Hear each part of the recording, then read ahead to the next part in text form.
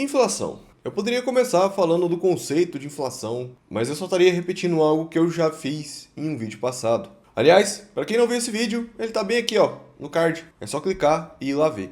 E para quem viu, sabe o quanto ele é importante para entender os conceitos que eu vou estar abordando no vídeo de hoje. E se nesse vídeo eu não vou falar sobre o que é inflação, então sobre o que eu vou estar falando? Antes de fato começar o nosso conteúdo de hoje, eu queria fazer uma pergunta para você. Por que o dinheiro inflaciona? Se você já viu algum conteúdo sobre isso, você já deve ter uma noção de como que a inflação funciona. Mas de forma resumida, basicamente a inflação é consequência de ações tomadas por governos, como por exemplo o controle das taxas de juros para aquecimento ou resfriamento da economia através do consumo, impressão de moedas e expansão, portanto, da oferta monetária, ou mesmo favorecimento de setores específicos da economia em detrimento de outros setores. Além de uma série de outras medidas que podem sim provocar esse aumento generalizado dos preços que nós conhecemos como inflação. E para quem está desligado das notícias relacionadas à economia, o medo bate na porta quando a gente escuta essa palavra. Afinal, não é só na economia nacional, mas em várias economias ao redor do mundo,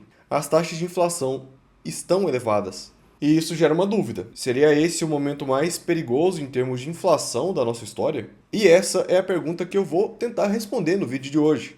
Então, se você quer saber se o mundo inteiro corre risco de uma nova crise global devido a uma inflação generalizada ao redor de todo mundo, fica nesse vídeo que é exatamente sobre isso que eu vou comentar. Então, sem mais enrolação, bora pro conteúdo. Seja bem-vindo a Prime Journey, eu me chamo Yuri.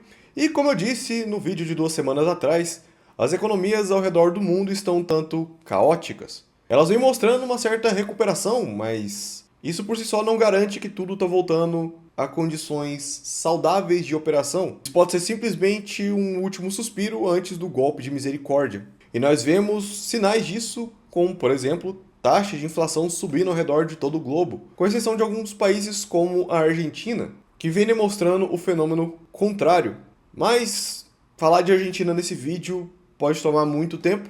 Afinal de contas, o que está acontecendo lá é um caso à parte, devido a mudanças das políticas econômicas do país, estão levando ele a um desenvolvimento econômico em detrimento de um momento anterior de recessão econômica forte na Argentina. Então, se eu quiser falar de Argentina, eu vou ter que deixar um vídeo basicamente exclusivo somente para falar disso. Mas aí, tirando a Argentina então, e um ou outro país, por que estamos vendo taxas de inflação subindo ao redor de todo o planeta? Antes de responder essa pergunta, a gente tem que voltar um pouco atrás e lembrar que inflação é basicamente o aumento generalizado de preços em uma economia. Então, basicamente, é uma certa disparidade entre a quantidade de moedas que você utiliza para comprar alguma coisa e o valor percebido daquela determinada coisa. E como a gente está falando de moedas para trocas, é importante antes que a gente entenda o que é uma moeda e o que define um item como sendo uma moeda. E para que algo seja usado para essa função, ele tem que atender a 3 características, e são elas: a primeira,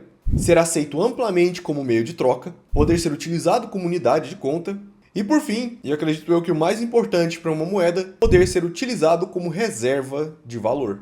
Ser aceito como meio de troca é a parte mais simples dessa operação. Afinal de contas, basicamente ele leva em consideração somente a aceitação do público que vai utilizar aquele bem como meio de troca para um emprego generalizado dele naquela sociedade. Por exemplo, eu posso tentar comprar alguma coisa com isso daqui, e bem provavelmente vão aceitar, afinal de contas eu estou no Brasil, ou eu poderia tentar comprar algo com, bem, isso daqui.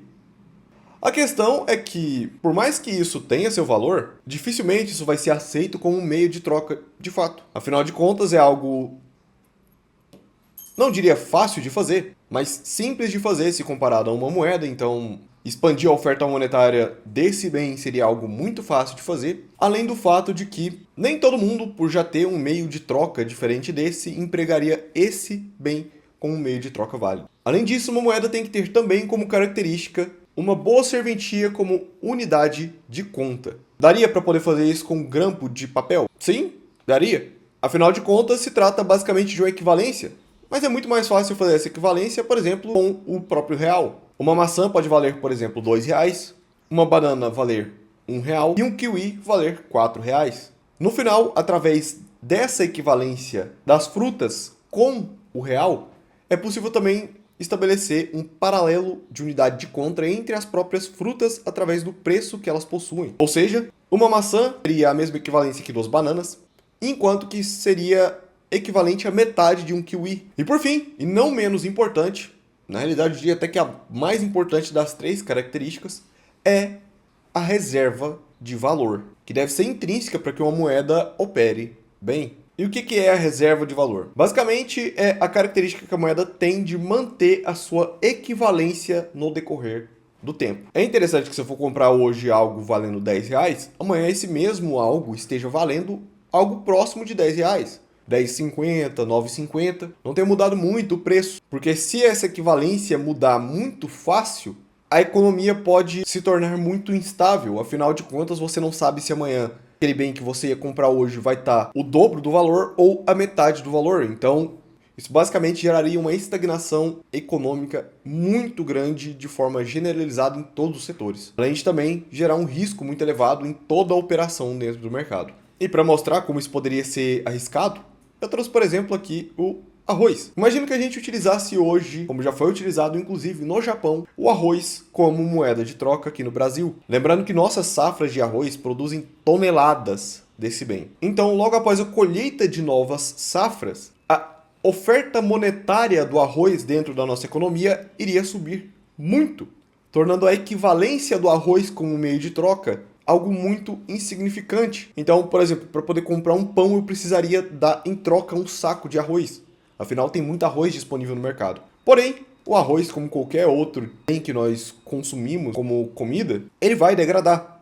Em um período de tempo relativamente curto se comparado a outros bens que nós poderíamos usar como moeda. Como esse bem degrada, não faz sentido armazenar ele por tanto tempo. E quando esse processo de degradação começasse a ocorrer, a moeda voltaria a ter um valor muito elevado dentro da economia. Então antes você precisaria de um saco de arroz para comprar um pão, agora você precisa somente de, no máximo, uma mão de arroz. E é por esse motivo que, na nossa história, foram empregados especialmente como moedas bens que possuíssem maior durabilidade no decorrer do tempo. Como ouro e prata, que, por exemplo, foram utilizados de forma abrangente por várias civilizações no planeta. Mas o uso desse tipo de material não foi o suficiente para poder impedir que elas perdessem valor no decorrer do tempo, ou seja, inflacionassem quando ainda eram empregadas. No Grande Império Romano, por exemplo, a moeda que circulava entre o século 2 e 3 d.C. era o denário. Moeda essa que era cunhada em prata. Entre os anos de 165 e 180 d.C., uma doença que ficou conhecida como Praga Antonina levou à desestabilização econômica do Império devido à sua alta taxa de mortalidade. Como a população diminuiu, a oferta de emprego continuava igual, mas a mão de obra se tornou cada vez mais escassa, os salários inflacionaram, ou seja, subiram de forma generalizada os preços dos salários em toda a economia. Além disso, o governo não parava de gastar para aumentar o seu poderio militar e também para sustentar o que ficou conhecido como política do pão e circo, entregando para a população, entre aspas, de graça, esses ambos bens, porque a gente sabe hoje que esse de graça na mão do governo é simplesmente pago através da arrecadação de impostos. E exatamente para manter esses gastos, o governo poderia tomar das duas uma ação. Ou aumentar a carga tributária, que na época era de 1%. Meu Deus, que sonho, cara. Caraca, hoje você tem que dar quase metade do que você ganha pro governo. Mas enfim. Ou então cunhar novas moedas para manter esses gastos elevados. E como estavam saindo de um momento de crise, onde as tensões no Império já estavam elevadas, exatamente para poder evitar o aumento dessas tensões, eles optaram pela segunda opção, cunhar mais moedas, expandindo, portanto, a oferta monetária. E como eu já mostrei no primeiro vídeo dessa série, que lembrando, tá aqui no card, isso levou à inflação. Como a moeda era de um metal precioso, no caso do denário, feito principalmente de prata, para cunhar mais dessas moedas sem inserir mais prata na economia, visto que seria necessário extrair mais prata da natureza e purificar ela para poder cunhar novas moedas, o processo de fabricação de novas para inserção no mercado passou a ser feito com a união de unidades de prata com metais menos valiosos, como por exemplo o cobre. Essa redução da quantidade de prata por moeda permitia a impressão e inserção de mais moedas dentro da economia, entretanto, reduzia significativamente a quantidade de prata que era o lastro daquela moeda dentro daquela economia. Esse processo, no longo prazo, levou a uma desvalorização cada vez mais acentuada do denário, chegando à incrível taxa de inflação no final do período de 15.000%. Para conter o avanço da inflação do denário, a moeda em circulação foi substituída pelo argêntio, uma nova moeda com teor elevado em prata, e uma segunda moeda, a sólidos, uma moeda cunhada em ouro e que passaria a ser utilizada como unidade básica de conta daquela economia. E a essa sólidos foi estabelecido uma equivalência em peso com relação à moeda, o que trouxe maior confiabilidade na sua utilização como reserva de valor. Por consequência dessa alteração da moeda em circulação, eles também reduziram a quantidade de moedas em circulação, limitando a emissão de novas unidades. E fizeram também uma reforma fiscal para aumentar as arrecadações, ou seja, a carga tributária, além também de estabelecer uma política de controle de preços. E sabe quem mais tentou estabelecer essa política, mas não parou de gastar? O Brasil. Na década de 80, o país sofreu o que ficou conhecido como um dos piores eventos inflacionários da história. E com certeza o pior evento inflacionário da história brasileira.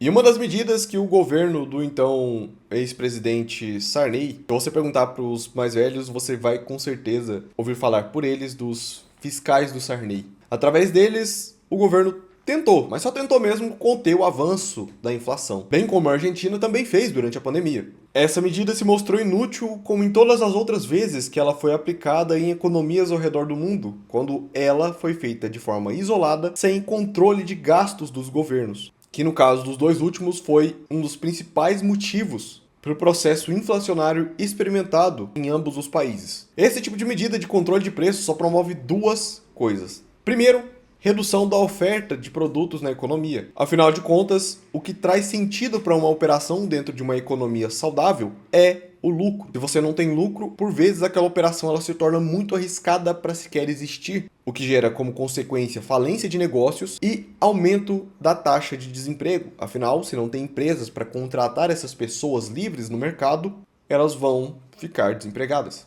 E o segundo ponto que isso pode criar é o surgimento de mercados paralelos, que vendem os produtos por preços mais próximos do que seria de fato encarado na realidade sem o controle de preços, mas que ainda assim são mais caros. Afinal, nesses casos você tem ainda o perigo da operação, que eleva o custo, e você tem também uma redução da oferta, consequência do primeiro ponto, o que aumenta ainda mais o custo desse bem vendido em mercados paralelos. E como eu disse, essa medida ela não resolve nada, absolutamente nada, se junto com ela não tiver controle de gastos na economia. E sabe qual é um país que não está parando de gastar também? E gastar de forma absurda para poder ter pequenos avanços em um conflito? A Rússia. A Rússia iniciou no ano de 2022, no seu início, um conflito contra a Ucrânia. E desde então, além das sanções aplicadas à economia russa, que dificultam sim o estabelecimento de uma economia saudável, o país ainda vem queimando caixa como se estivesse queimando lenha para poder se esquentar no inverno, para ter pequenos avanços no campo de batalha. No momento, a Rússia ainda não está apresentando de forma tão clara os resultados desse gasto excessivo, mas como a Alemanha no pós-Segunda Guerra, assim que o conflito acabar e não houver mais formas de manter a economia tão ativa como ela se encontra no presente momento, exatamente para sustentar o conflito, certamente a inflação vai explodir. E é mais certo ainda que isso vai acontecer porque, bem como a praga antonina levou à morte de várias pessoas e isso, consequentemente, levou à inflação dos salários, a guerra na Rússia vem levando à morte de várias pessoas exatamente na faixa etária em que elas estariam operando no mercado. Além do mais, o governo russo com certeza vai precisar pagar uma indenização gorda para o governo ucraniano ao final dessa guerra. Assim como a Alemanha teve que pagar no pós-Segunda Guerra uma grande indenização para o bloco aliado. Mas não é só com esse gasto focado em um único setor que a gente pode ver inflação, especialmente durante guerras. No passado, existia outra forma de inflacionar a moeda durante esses períodos. Como os gastos do governo extrapolam qualquer limite lógico, simplesmente para manter a máquina de guerra ativa e operando, é necessário que eles possam ter um maior controle da sua moeda. E até pouco tempo atrás as moedas possuíam uma equivalência com algum bem que atendesse aqueles 3 requisitos que eu comentei lá no começo do vídeo para a boa operação de um item como uma moeda. Essa equivalência garantia que o valor X da moeda tivesse uma equivalência, por exemplo, ao peso Y de um determinado bem, como o ouro, usado até a década de 70 no padrão ouro. Antes da Segunda Guerra Mundial, quase todo mundo adotava esse padrão, mas com gastos elevados e necessidade de mais moedas para manter a economia funcionando e também operando para sustentar os esforços de guerra, Manter um limite na emissão de moeda poderia ser um decreto de derrota para qualquer nação em um conflito, especialmente em conflitos de larga escala, como foram a Primeira e Segunda Guerra Mundial. Por essa razão, era comum o rompimento do padrão ouro durante conflitos armados, o que permitia a impressão de mais moedas, garantindo ali uma maior flexibilidade da economia para sua operação no curto prazo. Entretanto, também gerava como resultado, assim como no Império Romano, uma inflação no pós-guerra. Depois da Segunda Guerra Mundial, exatamente para controlar a inflação ao redor do mundo inteiro, por conta dos gastos excessivos para o mantimento do conflito, foi estabelecido o sistema de Bretton Woods, que passaria a utilizar o dólar como moeda de reserva de valor global, e o dólar, por sua vez, manteria o padrão ouro, a sua moeda. Mas isso só ficou ativo até agosto de 1971, quando o então presidente dos Estados Unidos, Richard Nixon, anunciou a suspensão da conversibilidade do dólar em ouro. Dessa forma, o câmbio das moedas ao redor do planeta passou a atuar de forma flutuante, dependendo somente da oferta e demanda de cada uma delas na economia global, para sua variação frente ao preço de outras moedas. A partir desse momento, as moedas fiduciárias, como ficaram conhecidas, passaram a ter lastro somente na confiabilidade da economia daqueles países, seja por conta da estabilidade econômica da nação ou mesmo por conta de políticas econômicas estabelecidas pelos governos que gerenciam cada moeda. Agora então, nossas moedas não têm mais um limitador para sua emissão. Basta simplesmente apertar alguns botões e voilá! Você tem um aumento da oferta monetária e, como resultado, notamos um aumento generalizado dos preços nas economias. Os Estados Unidos, por exemplo, vem presenciando isso desde o ano de 2021, com o aumento dos preços dos produtos resultantes da expansão da oferta monetária por políticas econômicas tanto dos governos Trump quanto do governo Biden, com impressão de moedas para o controle das medidas relacionadas à pandemia. Só durante o governo Trump, por exemplo, aproximadamente 1/3 de todos os dólares em circulação no mundo foram impressos na sua gestão. Essa prática, apesar de não ser de imediato responsável por uma variação dos preços da economia, no longo prazo, exatamente pelo que eu expliquei lá no primeiro vídeo, gera uma desproporcionalidade entre o que de fato é requerido pelo mercado com aquilo que tem disponível no mercado, gerando uma desvalorização da moeda frente aos bens que ela consegue comprar. O real mesmo é um mega de um exemplo de como isso funciona. Desde sua criação até agora, o real perdeu cerca de 85% do seu poder de compra. É o mesmo que dizer que hoje eu preciso dessa moeda aqui para comprar algo que antes eu compraria com 15 reais. E isso só é possível porque, como eu disse, não há mais um lastro na moeda. Então, ela simplesmente passou a operar no mercado como qualquer outro bem. Se eu aumento a oferta dela sem um aumento da demanda, isso consequentemente impacta em uma redução do valor percebido daquele bem em detrimento de outros, desvalorizando, portanto, a moeda. Mas não existe hoje somente moedas que operam dessa forma, sem esse limitador que eu comentei. O Bitcoin é um exemplo de moeda que se enquadra nesse limite. Durante toda a sua existência, somente 21 milhões de unidades de Bitcoin serão emitidas. Não há, de acordo com a própria forma como o Bitcoin opera, alguma maneira de se emitir mais unidades da criptomoeda, impedindo, portanto, que ela desvalorize devido ao aumento da sua oferta na economia, fazendo dela um bem escasso, diferente das moedas fiduciárias. Dá para trazer no futuro um conteúdo aqui no canal somente sobre Bitcoin para explicar como que ele funciona melhor, trazendo ali talvez até o paper escrito pelos criadores, ou pelo criador do Bitcoin, o Satoshi Nakamoto. Mas já que a gente está falando de inflação, um ponto para destacar a respeito dessa criptomoeda é que ela, assim como metais, possui um lastro em si mesma, bem como no seu limite de emissão. Diferente das moedas estatais que não possuem esse limite, que além de tudo são lastreadas na honestidade de político, o que torna elas uma ferramenta péssima para serem utilizadas sozinhas como reserva de valor, afinal honestidade e político são palavras que não caminham juntas. Moedas de governo não eram lá muito confiáveis quando ainda possuíam um lastro que limitava sua emissão. Agora que elas não possuem mais esse lastro, é que a loucura rola solta mesmo. Bem, mas tudo isso que eu apresentei para vocês no vídeo de hoje são somente alguns fragmentos da história de economias ao redor do nosso planeta. Mas com isso podemos ver que realmente o momento presente chama atenção para a inflação. Como eu disse no começo do vídeo, a gente escuta essa palavra e já começa a ficar com medo.